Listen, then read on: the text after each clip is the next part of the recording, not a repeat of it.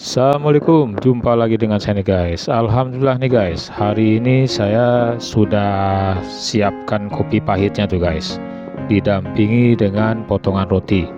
Nah, ini potongan roti saya bikin karena teman kopi pahitnya ini sudah habis tuh guys. Jadi kita harus kreatif ya. Seandainya teman kopinya tidak ada, bisa juga idenya dibuat seperti ini nih guys.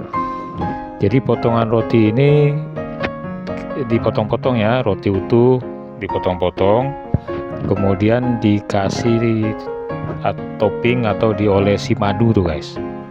Nah, cocok sekali nih guys sebagai teman kopi, karena kopinya kan pahit ya. Nah, sedangkan rotinya ini manis, manisnya pun dari madu tuh guys. Jadi rasanya mantap.